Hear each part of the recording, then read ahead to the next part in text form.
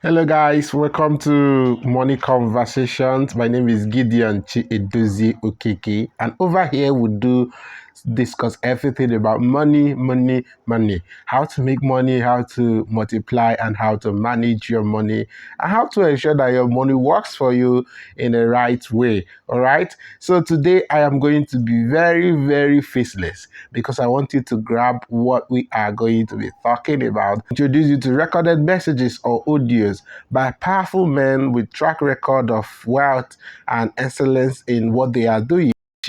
So today I'm going to introduce you to two powerful men of God. One of them is Archbishop Benson Idahosa of blessed memory. Archbishop Benson Idahosa died about 25 years ago. And this message he preached probably about 30 years or more than 30 years ago is still evergreen. And I want you to watch it, listen to it, and apply it, especially if you're a Christian.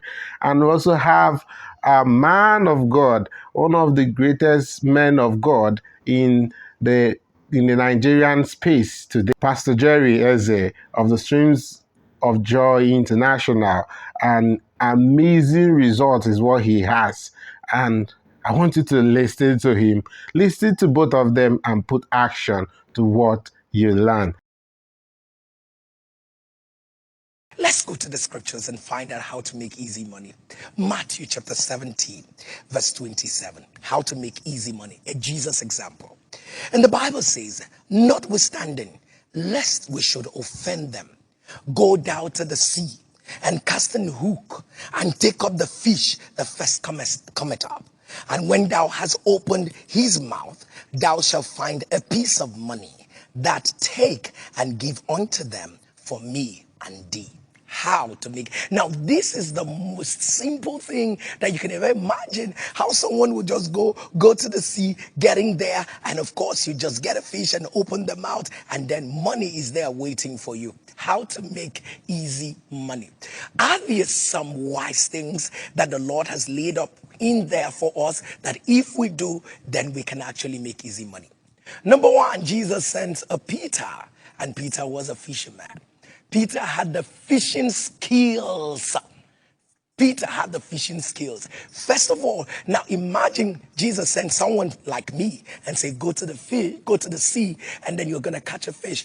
Trust me, I don't even know how to catch a fish. So if I would be bad for that, I don't have the skills. And the first thing Jesus was actually targeting. Don't deny it. The church is suffering less than expected. Much more than expected. The church is suffering. The Christians are suffering more than sinners. Almost all the bank in the nation belong to sinners. Almost the best hotels belong to those who don't go to church.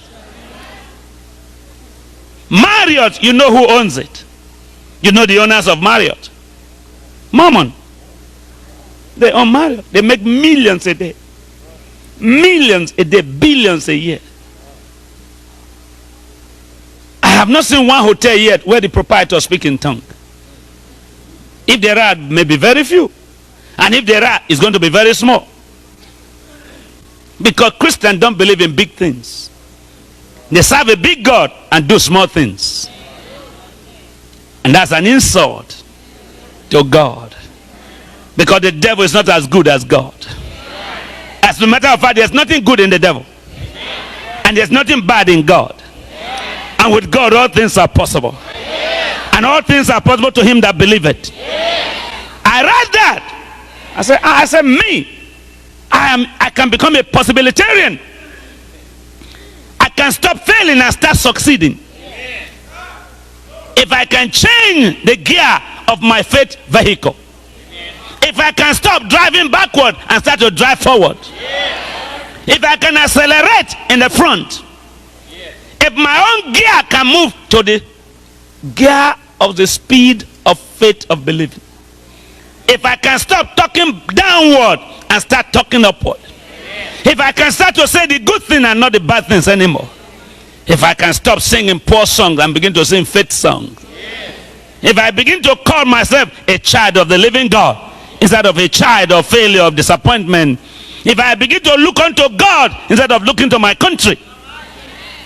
Because the Bible did not say the government shall supply all your needs. The Bible said, my God, my own God, the one I serve, shall supply all your needs according to his riches in glory. And when I read that place, according to his riches in glory, I knew that there's no poverty in glory. Somebody will say hallelujah if you love God. I know some of you love caricature message, but I don't have one. You're looking for messages that say, hold on, the Lord will soon come. Be patient with your suffering. When Jesus comes, you are no more going to suffer. It's a lie of the devil from hell. Jesus became poor that we through his poverty may become rich. Jesus died that your suffering might stop. Jesus became the one that paid price for my sickness and disease and sin. And many times we have accepted the God that forgives sin. We forget and we refuse to accept the God that bless people. And when we see somebody prosperous in Christianity, you begin to think, is he still a Christian? As if the symbol of righteousness is iniquity and setback. The sign of holiness is not poverty. As a matter of fact, poverty is a disgrace to God.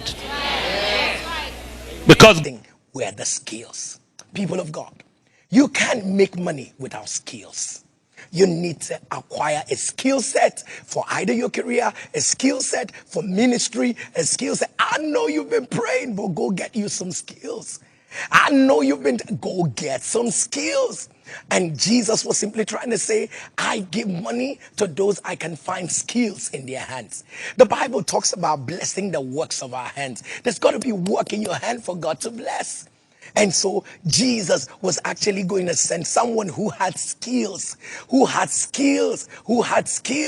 And do you realize that the normal place for humans to live in is on terrestrial land?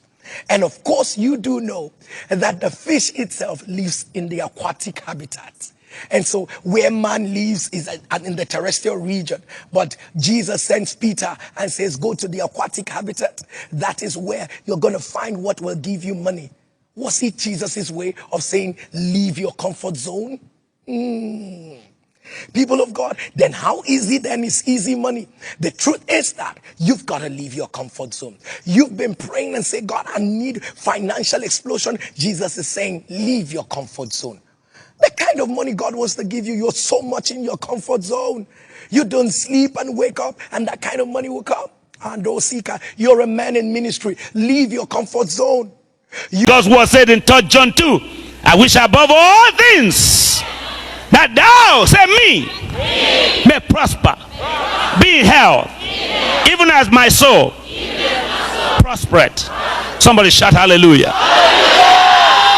Don't only prosper in soul, prosper in spirit, prosper in job, prosper at home, prosper in business, prosper in town, prosper everywhere, prosper in the name of Jesus, prosper. Somebody say hallelujah.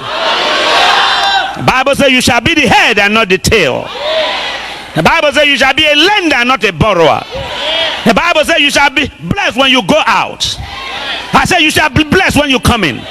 You shall be blessed when you lie down. You shall be blessed when you rise up. Say I'm blessed. Somebody shout hallelujah. Take the curse out of your head. Remove the curse from your head. Stop only liking bad things.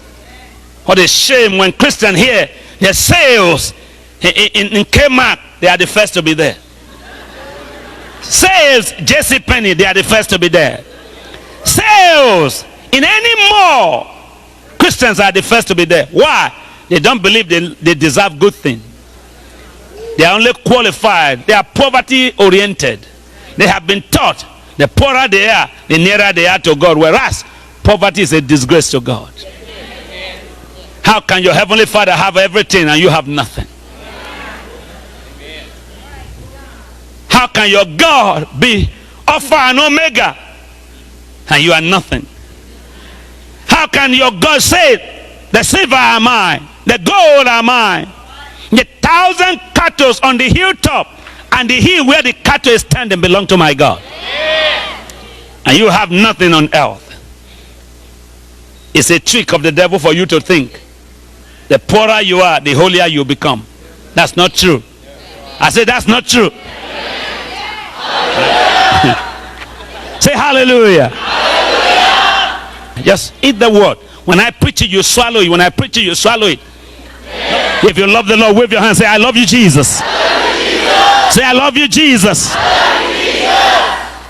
Somebody say hallelujah. Hallelujah. So I read this scripture, and then one day I read the book of Revelation. Behold, I set before thee an open door.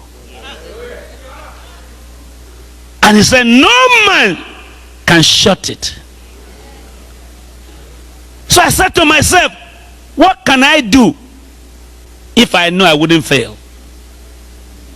What could you do if you know you couldn't fail? What could you do if you know you couldn't fail?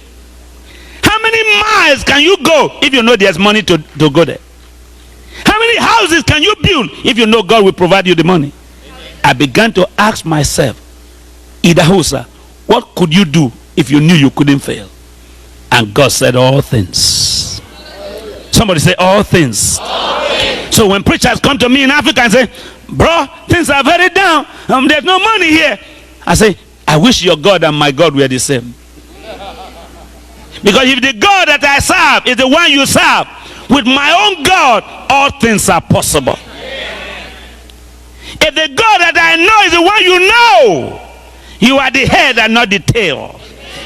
You are blessed and not cursed. And guess what? I began to teach my people to cancel the curse out of their head. Because Galatians 3:13 says, Christ has redeemed us from the curse of the law. Say, I'm redeemed. I'm redeemed. There's no Christian that's under the bondage of the enslavement that the devil tried to put you in. If you believe that silver belongs to God, God doesn't use silver.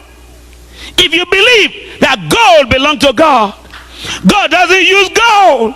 If you believe that 1,000 cattle on the hilltop belong to Heavenly Father, God does not eat beef. So who does he have all these things for? Say me. Me. Somebody say me. Me. Say I. We have been so talked out of blessing that the only good song we know how to sing is suffering song. We have been so oriented by sinners to believe that we have no right to have access to our Father's treasure. And Jesus said, I give you the keys of the kingdom. And many of you have key, but you don't know where the door is. So you are living in hunger and starvation and nakedness. And you hearing me here in Nigeria, and you hearing me anywhere, you are hearing me in Africa now or in England, your suffering would have been gone long ago if you believe what I'm saying tonight, that your Heavenly Father owns everything. The earth is the Lord and the fullness thereof. The earth is the Lord and the fullness thereof. The money in this bank, in this world, come from your Heavenly Father. Government is not the owner of everything. God is the owner of everything. So what did I do? The first thing I did was to take my name out of the list of those who are cursed. Amen. Somebody didn't hear me. I removed my name from the list of those who were cursed. I took my name out of the list of those who are not prospering. And the Bible says, be it unto you according to your faith. So I said to myself, from now my faith is that I'm good. Say, I'm good. I'm good. I'm on top. I'm not at the bottom. I'm the head. Not the tail. I'm in the front. Not at the back. I am blessed. I'm not cursed. The Lord is my shepherd. You are a career person. Leave your comfort zone. You open the shop all the time. And is there something more God would have you do? Is there one more line God would have you cross? Is there something else that God, is there another idea? Now, sometimes God needs you to leave your comfort zone so that the creative juices can come up, so that God can squeeze out something great out of you. You're a great man. You cannot be comfortable the way you are comfortable. And that is why God is saying it's about time for him to cause you to leave your comfort zone. People of God, There is so much God has in store for you. But then again, and I do realize that every fisherman will tell you this, that when they go fishing, especially if it is a fishing that is not in bulk like that, and they have to fish or throw in a hook, just like the Bible said that a hook was thrown in, and then Peter had to get the fish by the hook. The truth is that they usually throw in the hook with a bait. They put the baits there, and the fish will find the bait and go looking for the bait. As it comes looking for the bait, then it gets hooked. Now, the fish will be attracted by the bait, but he doesn't know that what he considers an attraction is actually to catch it, so that what Peter was looking for can be found in it. Is there something about you that Shepherd. That's all I need. Say hallelujah. Say hallelujah. I, who was the president of Poverty Associates, I removed my name. I, who was the chairman of Have Nothing Incorporated, I removed my name. I, who was the chief of all sinners, I took my name away. And I said, God, whatever faith it takes to be well, I'm going to be well. Amen. Whatever faith it takes to bless the poor, I am not going to be the poor, I'm going to be the one blessing the poor. Then I heard that the righteous shall flourish. So I said, God, I am tired of having little things. I want to flourish. Amen. And the Lord said, if you hold me and I hold you, you will flourish. Amen. So for 32 years now, I grabbed God's trouser. And for the last 17 years, I refused to let him go. And I began to believe that my God is not as small as the government. Amen. Amen. Amen. My God is not as small as the biggest bank in the world. Amen. With bank, many things cannot be done. But with my God, all things are possible. Yeah. Somebody say hallelujah. Yeah. And I began to learn lesson on how to live righteous life. On how to make Christ the strength of my life. And I began to learn the lesson that Paul learned when Paul said, it is no longer I that liveth, yeah, but Christ that liveth in me. Hallelujah. Somebody say hallelujah. Hallelujah. I began to take God to my street people. I began to take this God I'm talking to you about tonight to the blind, and they began to see. Amen. To the lame, and they began to walk. Amen. To the deaf, and they began to hear. Amen. To the weak, and they became strong. Yeah. To the downtrodden, and God began to lift them up. Yeah. Then the day I read, the Lord is the lifter of my head. Yeah. He is the lifter of my head. Yeah. God is the lifter of my head. Yeah. I said, God is the lifter of my head. Yeah. I began to sing a new song. I began to tell myself, the things that are impossible with men is possible with God. Yeah. For with God, nothing shall be impossible. Yeah. I began to think right. Yes. I began to wish myself good. No matter what you wish me, I wish myself good. Yeah. No matter how you look at me, I look at myself as beautiful. Yeah. And I began to find in the Bible how beautiful are the feet of them that preach the gospel. Yeah. So I began to wear good shoes instead of bad shoes. I began to read in the Bible, you shall worship God in the beauty of his holiness. Yes. So I began to pull off my old poor garment. Thank you for watching up to this moment. Yeah, I hope you enjoyed yourself. Please do well to scroll through this channel to get the second part of this video, so that you are going to get the full information about these messages by two great men of God, Archbishop Benson Idahosa and Pastor Jerry EZE. Please do yourself a favor to get to the second part of this, and I promise both of them are going to be posted concurrently. Thank you so much. Please do well to subscribe. If you have not subscribed to this channel, do well to subscribe, and don't forget to share it to everybody, and also leave a comment for us on the comment box, and we do appreciate